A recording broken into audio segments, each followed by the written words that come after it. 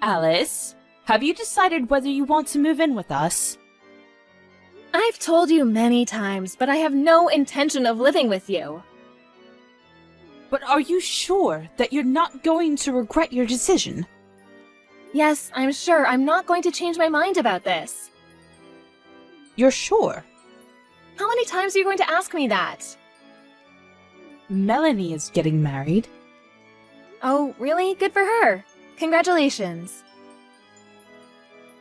Melanie's fiancé is still young, and he doesn't make much money.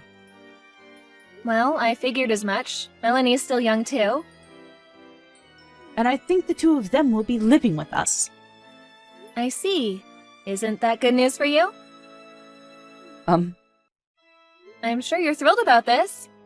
So, now there's no need for you to ask us to move in with you.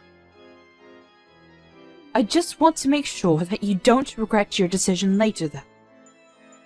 Were you even listening to what I said up until this point? Don't you understand that Sean wants to live with us? You're the only thing holding him back. I also miss not having him around the house. Won't you reconsider? Don't you feel bad for keeping Sean from me? What do you want me to say? Sean and I decided together that he'd be moving out of your house when we got married. You're a mother now. You should know how I feel. How can you not sympathize with me here? We told you that Sean would be moving out. You were okay with our decision before. What changed? Also, I don't intend on quitting my job. I love my job. Our home is close to where both Sean and I work. If we move to your place, it will take us over an hour to get to work. It just doesn't make any sense. That is not the point. Now that you have a daughter, doesn't it make sense for you to live with us? You're not listening to me. You're trying to make all the decisions here. You don't know what Sean really wants.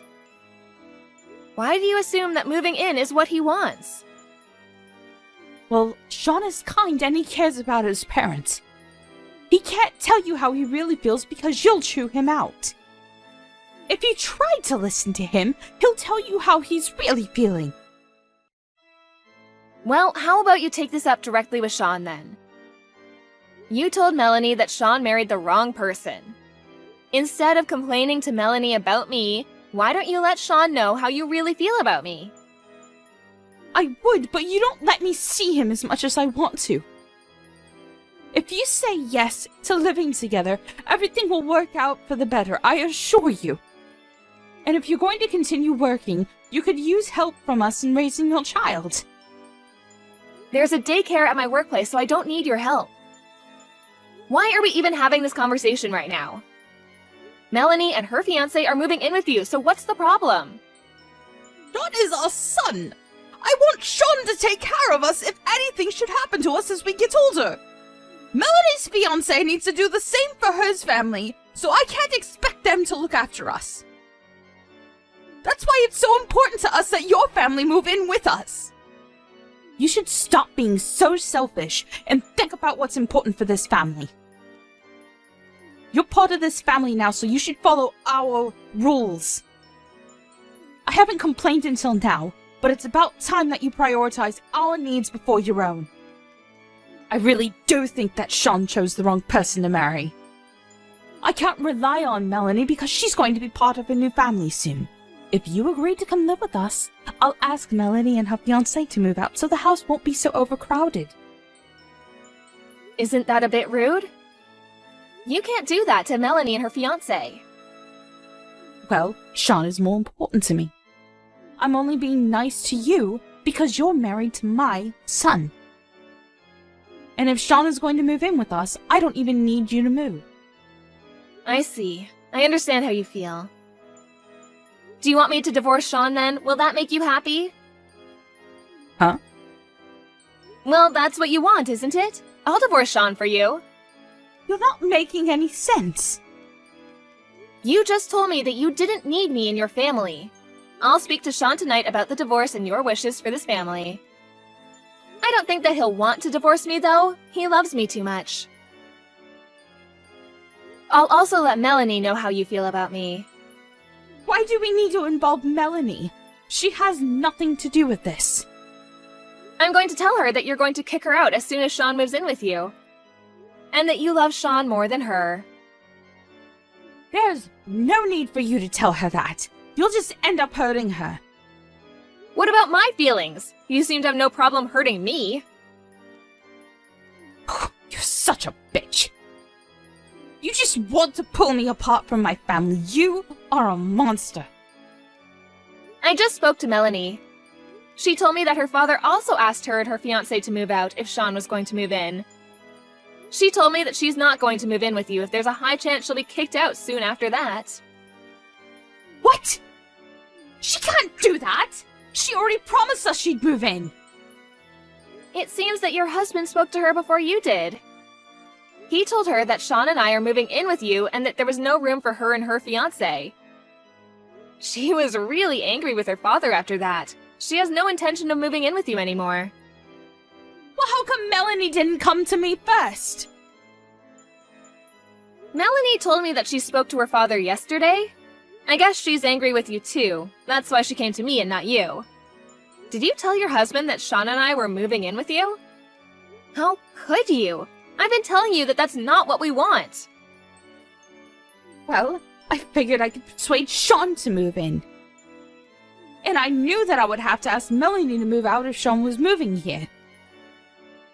I didn't think she would move out right away, though. And my husband wasn't supposed to say anything to Melanie. It's because you're being selfish and not thinking about what everyone else in this family wants. I'm sure that your husband became impatient with you and decided to let Melanie know what you were really thinking. Melanie already knows that we have no intention of moving in with you. But what about what Sean wants? What if he wants to live here with us? He would want to take care of us when we're too old to take care of ourselves. How can you assume that? You don't know anything. I don't think Sean wants to live with you. To be honest, I'm really annoyed that you keep on pestering us to move in with you. That's all you ever talk about. I'm starting to dread even seeing you face to face out of fear that you'll force us to move in with you. Melanie is also fed up with your behavior. She wants nothing to do with you anymore. As for Sean and I, we don't plan to come to see you for some time. We need a break. Melanie would never say that about me. You're just making things up to hurt me. She may be slightly annoyed, which is why she's siding with you now, but she'll come to her senses. I know she will. You said that Sean was more important to you than her behind her back. She was devastated when she found out. I didn't mean it like that. She misunderstood me. I meant to say that Sean is the older one, and as the older brother, he should be responsible for looking after us. Especially since Melanie is marrying into a new family soon. Melanie knows that you've been nagging us to move in with you. She agreed to move in with you in the first place because she felt sorry for Sean and I. She was just trying to protect us. She was really hurt when she found out that you favored Sean over her. I can totally understand why she would feel that way. What do you mean by that?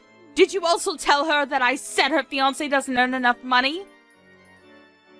I didn't say anything to Melanie. She probably found out through her father. She wasn't trying to move in with you to save money. She was just being a good daughter. She was willing to look after you if Sean and I couldn't.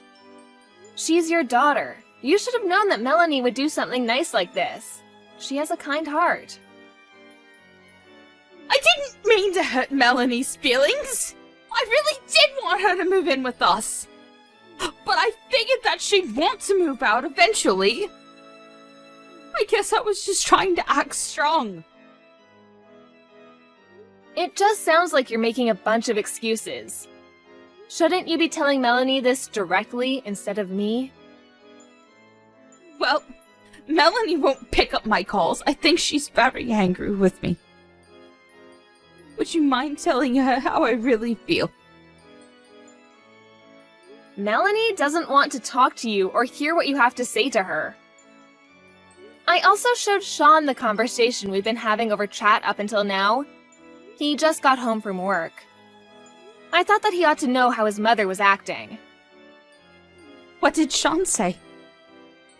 He said he'd rather cut off all ties with his parents than divorce me. Sean would never do that to us. Sean's my son. You're lying again. He can't abandon us. He's going to give you a call soon to talk to you directly about this.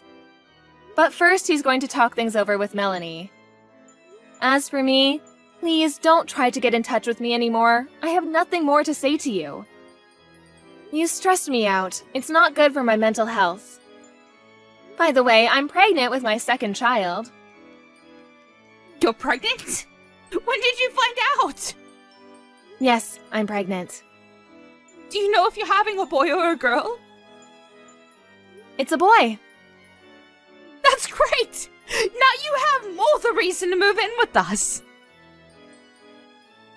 Since Sean's going to cut all ties with you, I don't plan on introducing my new baby to you. You can't keep me from my own grandson. That's cruel, even for you. See, all you care about is yourself. Hasn't it ever occurred to you that we don't want to spend a minute more with you? You're stressing me and my family out. I'm sure we can work something out. We can come up with a plan that makes everyone happy. Could you please persuade Sean and Melanie not to be so mad at me? It's all a big misunderstanding. You can't take back the mean things you said about everyone. You're a grown-up. You, of all people, should know that. You treated me like an outsider, and you backstabbed your own daughter. You're a terrible person. I'm so sorry. I see how wrong that was now. Please forgive me. I didn't mean any of it. Seriously. We're not going to forget the horrible things you said about us. How about you and your husband take care of yourselves for the rest of your lives? Don't expect to be seeing your grandchildren anytime soon.